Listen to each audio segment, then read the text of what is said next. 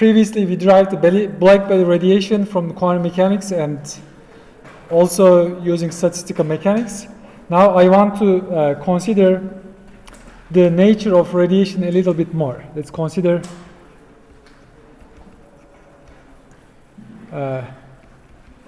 the radiation in detail. So for this, what I want to consider is like, suppose I have a gas of atoms, and suppose, and this atom can be in, like, to simplify the picture, it can be like, let's say in two states. Let's the ground state be E1 and the excited state be E2. Of course, there are higher states, but to simplify the problem, I ignore that. And this gas is, like, suppose in like a chamber, and the temperature, it is given to be at temperature T. And as soon as I give you the temperature, you should be able to tell me the number of atoms in E1 compared to the number of atoms in E2. How do we write this relation? Right? We now know all statistical mechanics.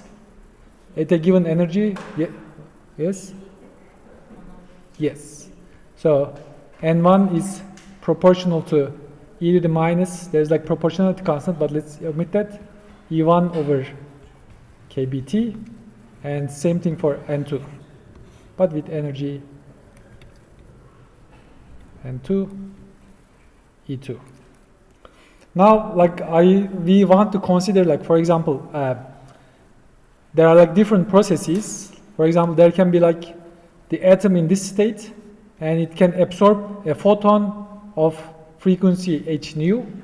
Let's call this E2 minus E1, and it can go to up, right? Or it can be initially in the upper state, and it can go down and emit photons, right? Let's consider these three processes in detail. The first one is absorption. What happens is, like, I have these two states, E1, E2. Light comes in. This is h nu. Atom is here. It's going to go up, and the light will disappear, and no light on the right-hand side. And for this process, I want to write a transition, number of atoms in 1, that transition to 2. Like, first of all, it has to be proportional to, like, for this to happen, I need to have first atoms at, right, level 1, and this is going to be proportional to number of atoms in level 1. And there's like some proportionality constant, which let me call this B. But eventually, for this to happen, we also need presence of light, right? Exactly like requirement of N1 here, we also need the light to be there. And this one, I'm going to write this U of nu, right? So this is number of atoms that are already in E1, and this is energy density of photon at nu. Is that clear? So this is for this process to happen, that's what needs to happen. And for example, we know what U of nu from Planck's radiation law, right? Which I'll use at the end. And so here B is some unknown constant. The second is what we call spontaneous emission. And for this, like, okay, I have exactly the same picture. But initially, the atoms for this process is in E2, and there is no photon, and it goes down to E1, and photon h nu comes out. And for this, there is like a transition from 2 to 1. And first, for this to happen, we need to have like some atoms in level 2, right? It's going to be proportional to N2. and there is no radiation requirement, right? Once you give me N2 atoms, this is going to happen automatically. So I don't need U of nu, and it needs to be proportional to some constant. Let me call this A. And last one, the third, is stimulated emission. And this is pointed out by Einstein at first. And what happens is like you have exactly the same thing initially, but a photon of h nu comes in, the atom transitions from 2 to 1, and there will be 2 photons coming out, which is necessary for energy conservation, right? So this is h nu, this is h nu. And for this to happen, N2 goes to 1. First, now we need, of course, N2 atoms, right? We need to have atoms in the level 2. We need, now presence of radiation is required, so I'm going to call it U of nu here. And this one I'm going to call it B prime.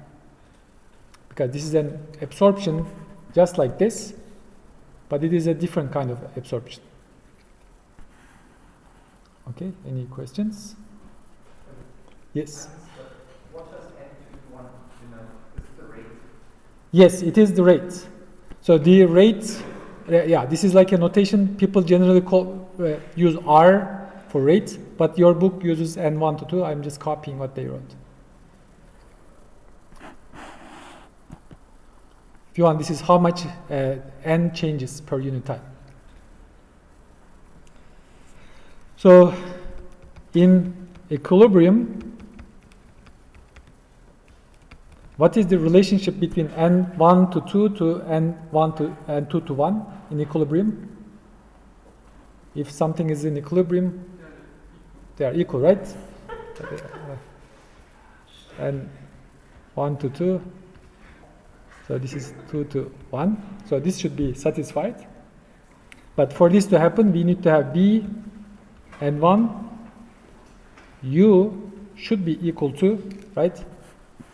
So this is B and 1 U should be equal to these two other processes, which is N2 A plus, okay, what did I do? N2 to 1, A and 2.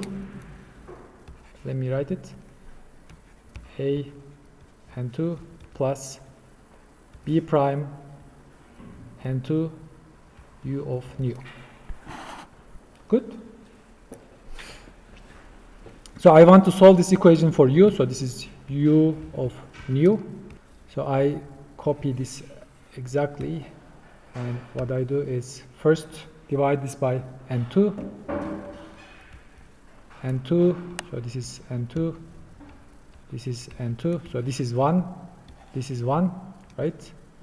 And in the second step, I divide this by B prime. B prime, and this is 1. And in the last step, I combine U nus, U of nu, B over B prime, and 1 over N2 minus 1 is equal to A over B prime. Or I can just take it to this side.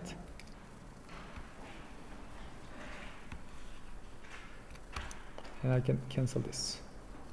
Good, is that clear? Hopefully. Any questions? But now I want to use Planck's radiation formula. From Planck's radiation formula, this should be equal to 8 pi over C cube nu cube divided by e to the h nu over kt minus 1. Okay, this should be equal. And from here, I know two things. First, A over B prime should be equal to 8 pi over C cube nu cube. And N1 over N2 is equal from our above relation. We found it to be e to the E2 minus E1 over kt, right? And this should be equal to e to the h nu over kt, which is what we actually started with. Then e2 minus e1 should be equal to h nu. So that's not a big surprise. But the most surprising result is b over b prime should be equal to 1, which means b is equal to b prime. Right? And this says, so if you remember what we called b and b prime, so b was absorption, right? If you send a photon and absorb, and b prime is stimulated emission, these two processes are the same. Okay. So let me write that. The result is stimulated emission probability is the same with absorption. Okay. And this was first pointed out by Einstein,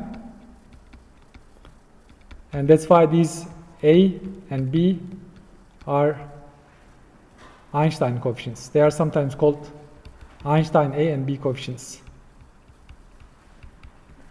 A and B coefficients. Now suppose, so in laser what we want to do is, we want this process to happen, right? We want stimulated emission to dominate over other processes so that we can have more and more light with the same frequency which are in phase. Previously we also said that the laser is a system of light where all photons are in phase and they have equal, they not only have equal wavelength, but also they are in phase, right? They don't interfere destructively. So for laser,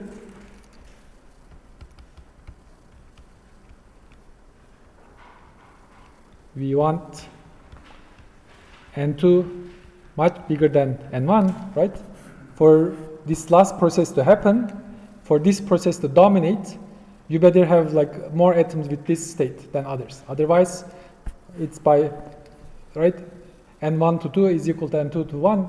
Like you cannot get lasing with that. So we need N1 much bigger than N2, and this is so-called, we need population inversion. Typically, because N1 is ground state, we have more atoms in the ground state than excited states. But we want to invert that, and that's called population inversion. Population inversion.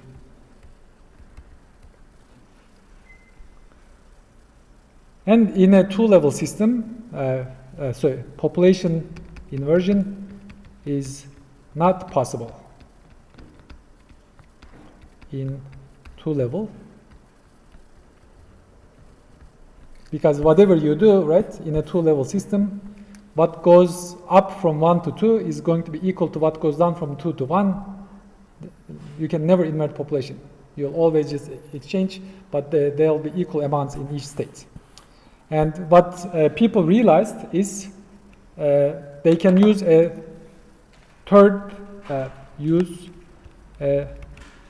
third so-called metastable state. So let me try to explain. So rather than two levels, like you have E1 and you have some, let me call this E3. There's three levels, but you also have like a so-called E2, right? So this is a metastable state, So this is exactly like phosphorescence we mentioned last week, right? In the case of phosphorescence, because of this like triplet nature, it was kind of like a longer lifetime, right? Because going from triplet to singlet was like a harder process. It also happens, but it just takes a little bit longer time. And a little bit longer time is all you need for that phenomena to take place. For example, typically the transition rate from E3 to E1, if we are talking about, for example, ruby laser, it's going to be 10 to minus 8 seconds, whereas transition from E2 is going to be 10 to minus 3 seconds, right? It's like about like 100,000 times longer lifetime. When you say two-level system, do you mean that electrons are only allowed to transfer between first and second? Yes. Not Yes, that's it. And right, it is all about like, your system. There could be some systems that are only 2 levels are relevant, and if you have such a system, unfortunately, you cannot build laser with that. So you have to go find something else. For example, ruby laser, which I'm going to talk in a little bit, has 3 levels, and you can make things with it. So what you can do with a system like this is, you can first so-called there are different ways. Sometimes these materials are transparent. People pump incoherent light to them and they excite all levels to all excited states. Sometimes they are like gas, they pass current and they collide and they go to excited state. There are different ways to make them excited, and this is so-called pumping. When you pump, what you do is like initially all atoms are here, right? This is the ground state. And you pump, and some of them are going to go here, some of them are going to go there. So you excite, let me just say it like, so this is the pump frequency, H, I used H nu prime, this is pump. And because this level is, right, it doesn't want to be, like nobody wants to be in the excited state, this is going to decay, like in 10 to minus 8 seconds to here, right? But this one is going to take a much longer time. This is 10 to minus 3 seconds. So within 10 to minus 3 seconds, you have like a window of opportunity to make your laser. So this is, let me call H nu double prime, and this is H nu, which is the laser frequency. It also goes, right? It also happens, but some of them go here, some of them go there. So initially, okay, let me give you the caricature. But typically, what is reasonable is just to go to, right? There are like selection rules and all these things. Typically, you don't go from all levels to all levels, right? Typically, you go to like nearby levels. But what you said also happens, but it is much smaller effect. So here is the picture. Initially, okay, let me draw these 3 levels like that. Initially, everybody is here, and you, in step 1, you pump. Okay, let me put it like this. And after pump, so this is E1, I think I call this E2, and E3. N1 is going to be approximately equal to N2, is going to be approximately N3. The second step, let me call this fast equilibration,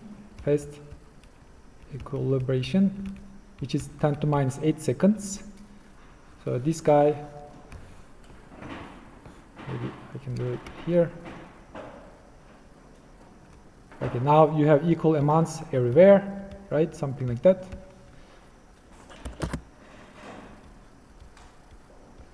This is going to happen. The second E2 to E3 is also going to happen, but there is not enough time yet, right? That's why we choose the metastable state. So that's the second step here. Here is where N2 is going to be much larger than N1. And the third step is lasing.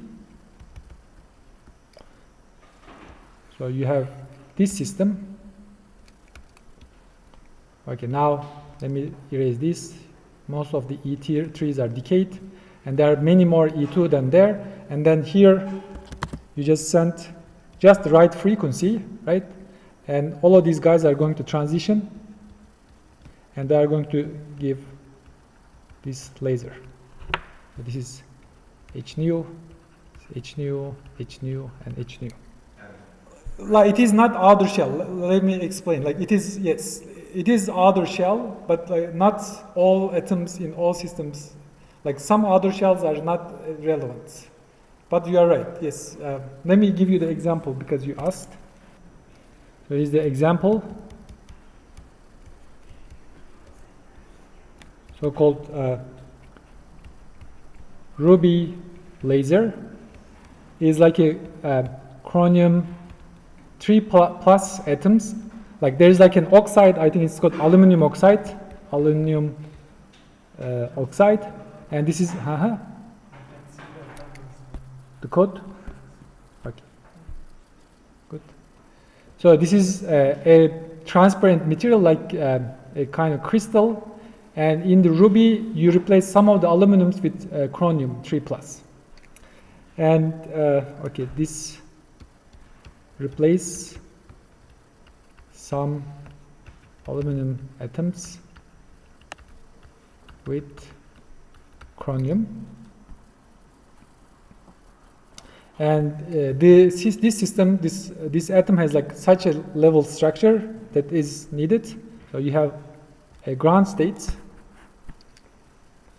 So let me call this ground state, and there are two excited states, 1 and 2. So this is the first one. This is the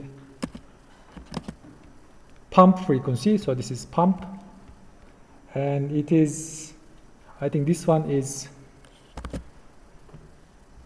1.79 eV from the ground state, and this is 2.25 eV from the ground state. And the pump frequency is 550 nanometers, which is visible. And here what happens is like there's this green, so this is so-called radiationless transition.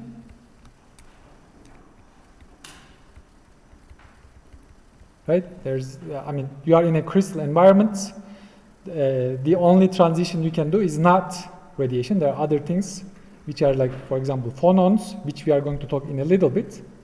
And after that, you pump to here with like radiationless transition. You accumulate here, and now the number of chromium atoms here are going to be much bigger than there in a window of opportunity. And lastly, you have this lasing transition. So this is, I think, what is that? I took a note. So this is 694.3 nanometer lasing transition. Okay. And pictorially, what happens is like you have this rod.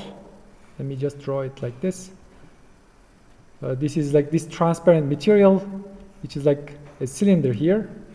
And around this cylinder, you put like a xenon flash lamp like this. Okay, 550 nanometers is kind of green, so let me use green. So there's like, you have this, you wrap it with this lamp. And what you also do is like you also need to put mirrors here. So there's like mirror, and there's also mirror. This is partially transparent. Also the length you have to adjust, right? I think in almost all lasers, as far as I know, they are supposed to like adjust the length of this cavity with some n times wavelength, and this wavelength is their target wavelength. So what they do is, so this, okay, green, so this is xenon flash lamp. You excite some of the ruby atoms, some of the chromium atoms here with the xenon flash lamp, and it goes to radiationless transition. And after a while, you are going to have this lasing, but because of this cavity, it's going to be amplified. And from here, I guess, I don't know how they do it, but maybe from this partial transparent edge, they just take out the laser they use, and that's, I guess, the principle. I Yes. still didn't understand the relevance between this two-layer system between those elements. Why is it that It's not too like there's, for example, like helium, argon. I think that's also one of the first ones. You can put them in a gas chamber and put mirrors, and you can do exactly that. But it's a little bit complicated. There are also some like solid state based lasers. They are even more complicated. There's not a few. I mean, there are a few because I think for the lasing of this frequency, I don't think you can just find like everywhere, right? You need special needs. I don't know. Maybe also the excited with the visible light. This is just the right material. But there are many, many lasers. That's just one of them. I think this ruby laser is one of the first ones. That's why I brought it up.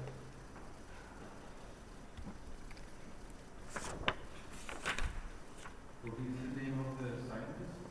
No, I think ruby is this material. If you look at this material, it has kind of like a reddish color. Because I think aluminum oxide, I don't know what, I didn't see the picture, but ruby is kind of reddish color, but it is transparent, so you can see through. Okay, then let's take a 5-10 minute break, and when you come back, I'll try to finish in like 30, maybe 40 minutes.